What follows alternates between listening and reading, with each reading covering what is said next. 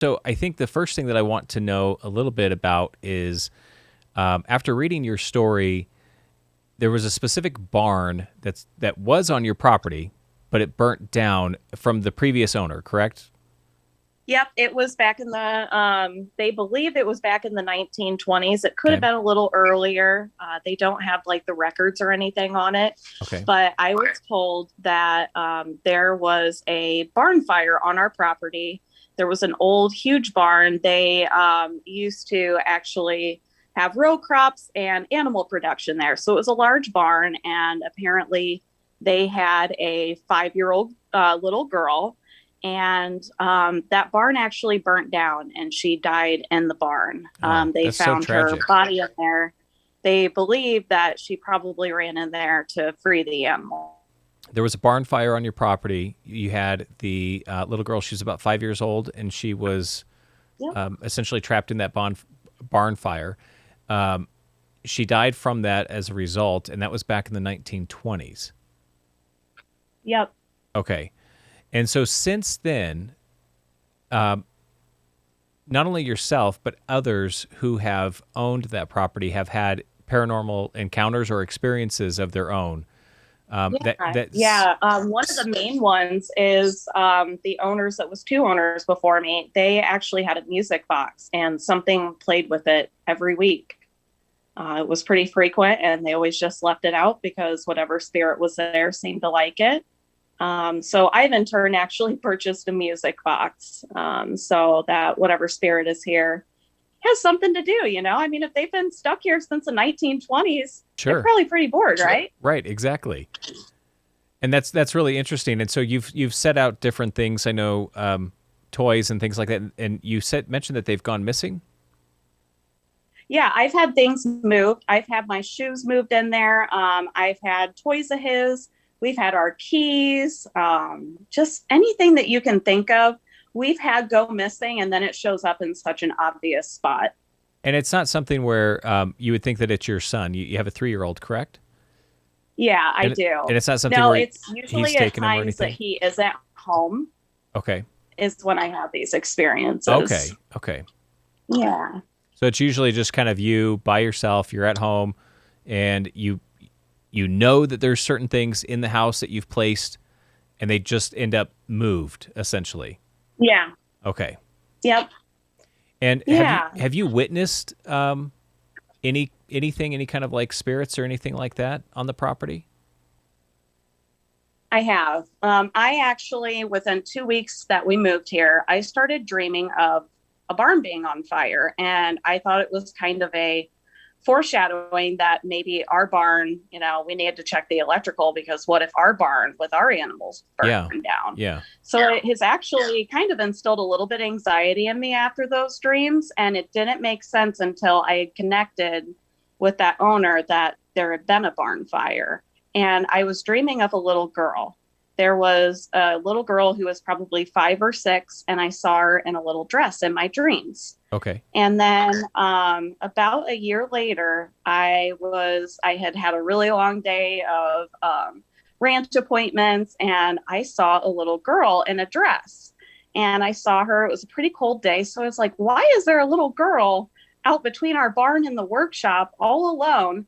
I'm always the last to come out of the barnyard, so I know I didn't leave one of the kids from their sessions out here.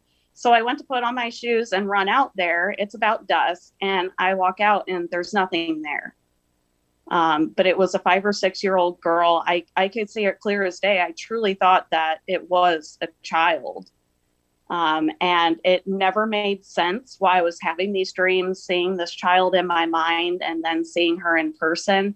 It just really didn't connect the dots until I got a call. Actually, it was last Monday from one of the previous owners I hadn't connected with. She found my ranch page and said, "Have you had any experiences in the house?" And I said, "Yes, I have. And did you?" And she said, "Oh, yeah, let me call you."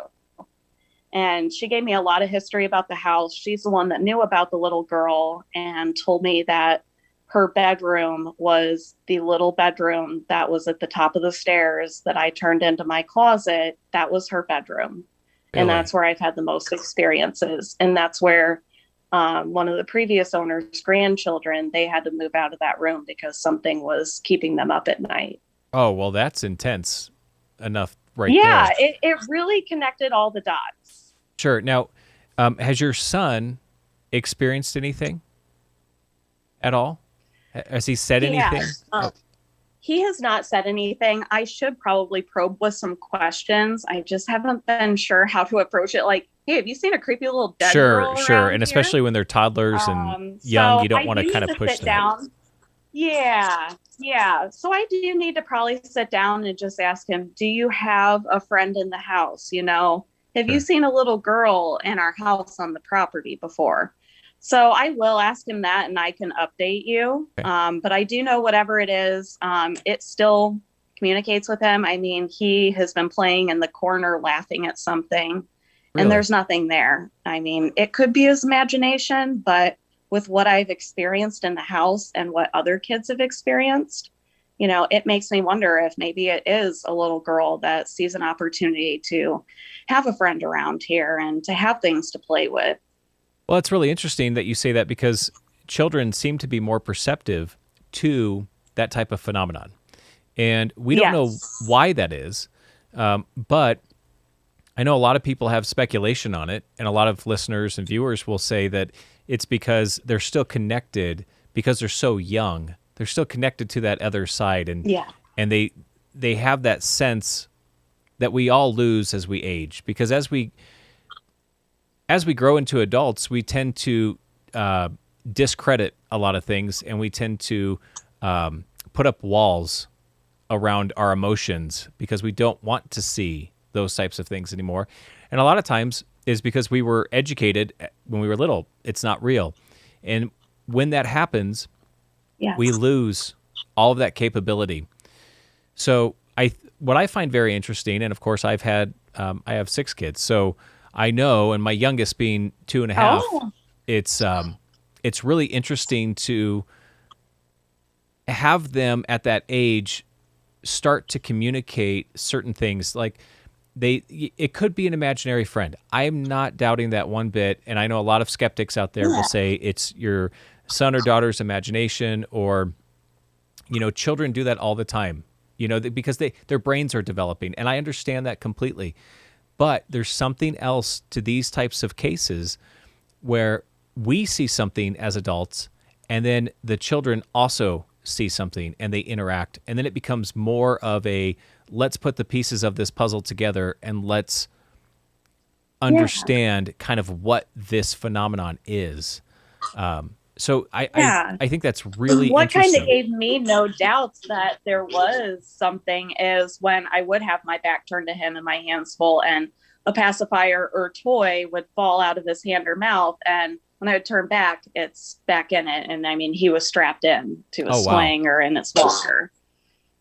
Yeah, that's Yeah, I've always felt a female presence in this house. I grew up in a house with probably what was a demonic entity. And I have really had some horrible experiences, and I'm very sensitive to the paranormal because mhm. of that. And when I moved in, I felt a spirit, but I felt it was a female spirit that meant no harm, that was almost watching over my son. Mhm. So I've never viewed it as a bad thing, and I never really discouraged him from playing or seeing anything. Sure. That's his experience, and I will have to ask him about that now that he is talking. Yeah. Yeah. That is really interesting. And I know that it's hard for parents because they don't want to put any of those thoughts into their children's head because as parents, we all Yeah. know that it'll keep them up at night and then we're kept up at night. So that's the one thing that we don't want is to have those types of issues come through. But I know that it is an interesting piece of the puzzle when you can, if the child doesn't know anything, and yet the child says something like a little girl was playing with me and this is her name, and then all of a sudden it's like things just start connecting. Those are the things that are in science that they try to disprove a lot of times, but you can't disprove that, and it's really based on how you feel and what you personally feel on your property. It really has nothing to do with anybody else, but people just tend to try to discredit these types of phenomenon, and instead of looking at them and questioning and having an open mind to them and really understanding that there are logical explanations to it, but there's also things that are unexplained. There's also things that are mysterious to it. Yeah. And those are the things that we just need to keep digging and keep questioning and finding out. Yeah, yeah. There is one other spirit that's been experienced in the house. I personally haven't experienced it or felt it, but Really? the owners who had just reached out to me last week, they stayed in what was my now guest room, and that was their master. And there's a closet in there. And they said a man with a top hat came out of the closet one night, and they walked down the hallway, down the stairs. Oh, wow. Um, Okay. so, yeah, I haven't experienced that one or felt it, but I do feel like I'm being watched in that room. I just kind of attribute it to maybe it was the female presence that was watching, but it very well could be, a male presence here as well. But I don't think it's anything that wants to harm us or hurt us. It just really kind of seems like it's the little girl that wants to play, that wants attention, that has been lost and forgotten in this house for over a century. Well, I got to say, I do commend you for taking the approach of being very polite and generous to that entity as well, too, because a lot of times people are shut off by it and they will do whatever it takes to get rid of the entity. Yeah. And it just seems like we don't understand what happens to us after we cross over. I understand that there's a lot of theories. We all have our own. That's what we discuss about on here too. That's why we have a lot of different discussions. But what I will say is, if there is an entity that is occupying your space, your personal dwelling, if it's not doing you any harm, there's really no need to be fearful of it, and just to accept the fact that you have, another guest in the house, and I just leave it at do. that. Yeah, that's the way I look at it. And I've always dreamed of having a daughter. I may not have a daughter, but you know what? I have a creepy little dead girl that lives in my closet. Well, that's really, really interesting. Now, you've only had the property for what, 2 years now? It seems like 3 years. 3 years. Yeah, going Okay. on 3 years in August. Okay. And so now, can you tell me a little bit more about what you've done as your passion and your work and everything? Because that was really interesting as well, and I think that the audience should kind of know how you've actually helped people by using your farm. Yeah, it's the first time since it's been a working farm in my knowledge. So I do hope that the owners that used to own all the property and the animals, that they see that we are trying to revert it. We're trying to restore the history of it. We're not looking to renovate it into a modern farmhouse. We want to keep the charm. We want to keep the property and revert it back to how it was. We even have the old outhouse. Wow, that's really neat. Yeah. Yeah. And with the ranch, so it is what I call a healing ranch. We provide therapeutic animal therapy, and we have people with mental disabilities, physical disabilities, anxiety, those that just want to learn how to handle animals. We work with inner city schools to bring kids out that haven't ever been able to be on a farm, and I teach them agriculture lessons. So I really just love helping kids and helping them find themselves and their own confidence. And I've just seen in the 2 years that I've had this ranch up and running, how big it's blown into. I mean, we've been on the news, our Facebook page has blown up, and we've had referrals from Illinois Center of Abuse Prevention, local child protective services. We're having their foster kids and their abuse victims come out. So it's been a really wonderful thing. And I hope that the little girl entity may recognize that I am here to help. My passion is helping children. Yeah, I actually think, and I was going to say this, I do feel as though she is in tune with your energy, if that's the case, and she recognizes the fact that you are caring and that you are open to having her there. And I do think that what you do in the physical right now is so much, it's needed. It really is needed, especially in this day and age. It's not just the youth, but it's mostly Yeah. it mostly is the youth, but they need Yeah. I have help. a lot of adults that come out. I even have a senior bus that's coming out this Really? summer, but yeah, yeah. So it's truly been an incredible experience. And yeah, I hope that what I'm doing in real life will, maybe have her come to me and see how I can help her. I've talked to her in the room, and I set out a music box since it seems like with the previous owner, she really enjoyed that. She played with it, what they said, every week.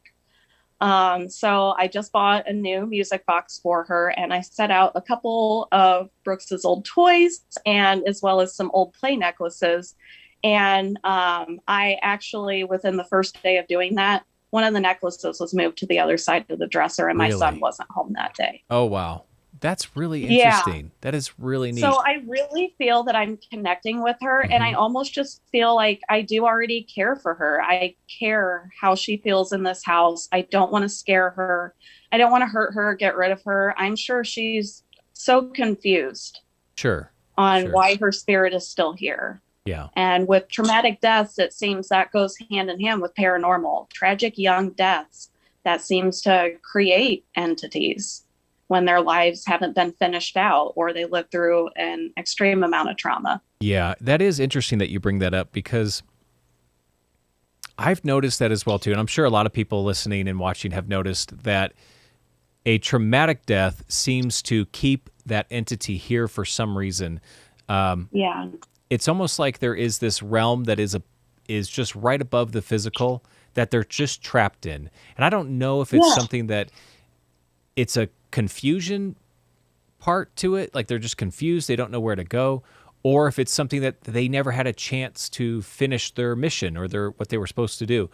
Yeah. And I think that it's important for us to realize that even though they're trapped here, it's nice just to befriend them because how would you feel if you were trapped and Exactly. you couldn't get to the other side and you're still stuck here and you're trying to Yeah. And communicate with someone's being people? mean, telling you they don't want you here, Exactly. trying to Yeah. sage them out of the house. Yes. Yeah. That's not what I'm willing to do. That's not something that I'm willing to do. I Sure. do want to take care of her and respect her, that this Yeah. was her home. And I think we have a lot in common with our love for animals. I personally know if my barn was on fire, I would run straight Sure. to get them out. I would Sure. risk my life 100%. And to know that a 5-year-old girl was that selfless, Mm-hmm.